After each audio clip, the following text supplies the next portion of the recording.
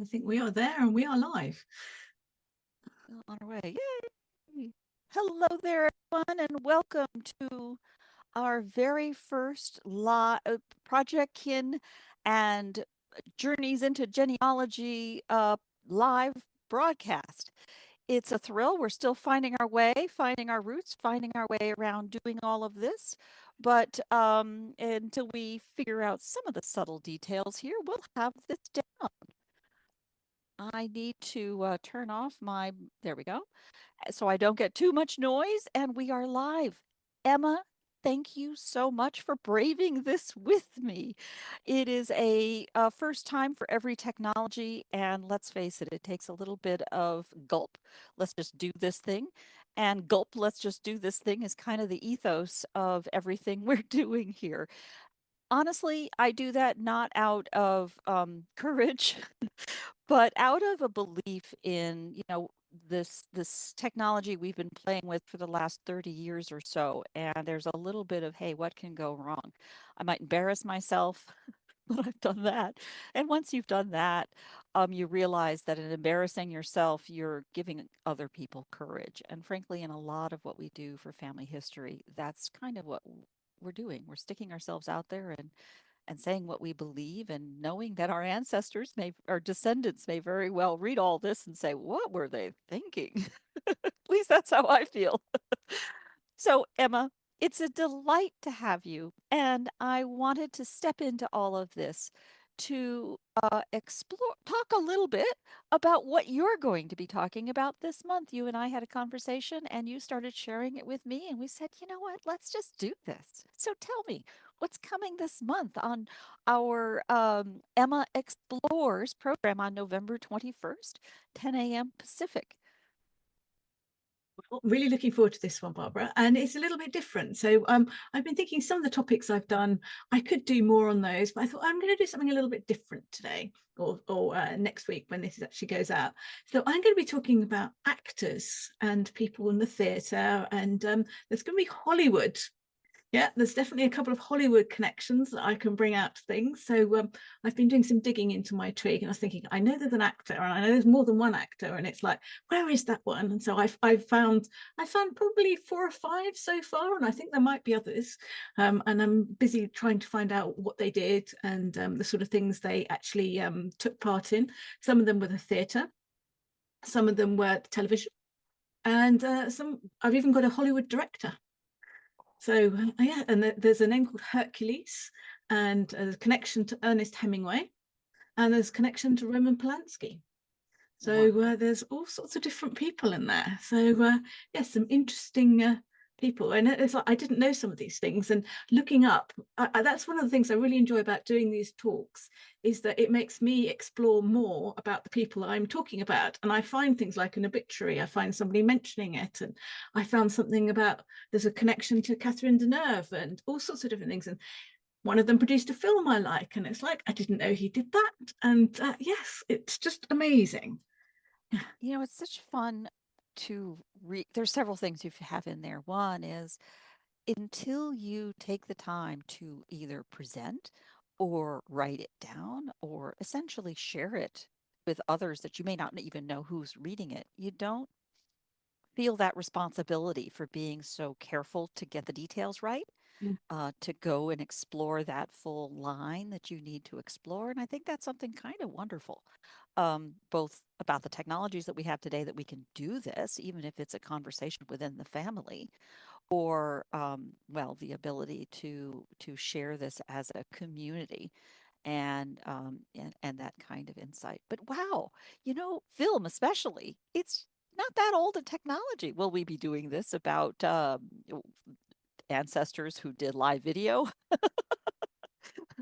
I don't know, but the thing is, with my family tree, every line I look down, there's somebody interesting. And it's like, they might not be particularly close connections, but I look at them and I think, name rings a bell. Or if I put that name in and I find a Wikipedia entry for somebody and it's like, it says they were an actor, and it's like, what did that did watch that? Or it's like, I've known that. And it's like, I didn't know that we were connected. And there's all of these little lines appear, or it's a web that crosses everything, and sort of how people appear in it and all the different connections that there are to that's the thing about family history. It's all about connections.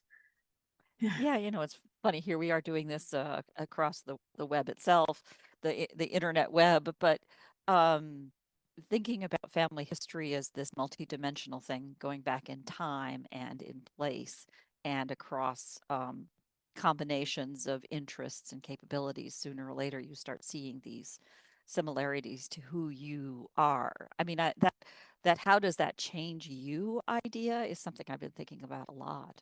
And, it's confidence, it's resilience, it's other values. Have you thought much about that? About what I might have inherited in terms of values and things like that, Yeah, how or the or, study or of your own ancestors. Yeah. yeah, I often think about sort of the artistic side of things or the investigative side of things. Like, I love books, and I know that one or two of my ancestors have had their own libraries and things like that. And I think, oh, that's interesting. I'm quite creative and I do different things. So one of the things I've been doing recently is putting together some coasters as presents, and doing a little bit of research on them and making them personalised. I'm just thinking that's a nice little thing to give to somebody as a present, which because you use it, you see it on a regular basis, and thinking about being creative. And these people that I've been looking at, that's a particularly creative part of the tree. So some of the people I talked about who were the writers and things previously, the writers and journalists, they're a bit further back in that tree. So it's quite interesting exploring all of that. But then I might equally find someone on another part of the tree, and then I think, oh, well, they're doing that, are they? And it's, well, that's interesting. And the careers that people have, and the industries that people are involved in, that's fascinating to try and find out more information about those as well. Yeah. Isn't it interesting how when we look back, we are looking at the characteristics in ourselves that we Mm, either want or like or want to learn more about. And, yes. that's actually really healthy. I think it's really healthy. Well, I'm so excited about this program on the 21st. Anybody can register. It's of course free and it's on projectkin.org/events.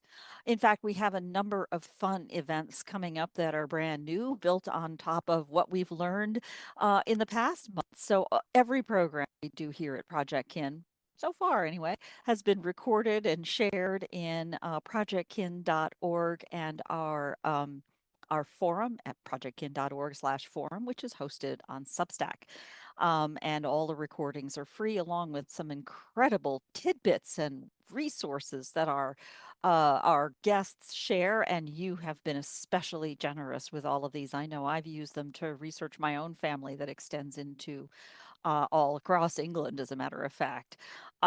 We have a couple of new programs coming up I'm very excited about in February and March with a team at One Place Studies. Mhm. That will be Janet Barrie will be giving a two-part presentation of the 10-part process, the 10 steps to One Place Studies. And we have a number of other fun stuff coming up that's already hitting the schedule, including a special new project recipe coming up in December. I think it's on the 12th, with one of our uh, uh, longtime Project Kin members talking about her stories in fabric arts. Um, uh, so I look forward to sharing all of those and having everyone come in and see how that one's done. That one on, as I said, December 12th, which you can see in our project.org events calendar. Um, Features Linda Hines talking about her fabric arts, which is something she's had, mentioned a few times, and now really focusing on storytelling and fabric, which of course is a technology that goes back into history as, storytelling isn't new, just the ways Well, we do you it. think of all the family samplers and things that you come across where people have done that, and little girls aged 10 or younger sometimes, and they've created Yeah. these lovely little heirlooms that we're fortunate enough to have. And yes, if you've Yeah, got some of I those in have your one of tree. those. I do. I have one of those that not only is it from a 3X great grandmother, but it was a a grandmother who finished it. So it's got three generations on it. And what she finished was the dating of 1822. And it's really precious heirloom. So all of these kinds of things are ways in which we share, including these live presentations with little previews of what's coming. So thank you so much for doing this with me, Emma. It's been a thrill, and I look forward to doing more of these, and we'll see where it goes. We'll say goodbye to the live stream now. Thank you, everybody. Nice to see you, Barbara. Looking Nice forward to see to you too. seeing everyone on the 21st. You got it.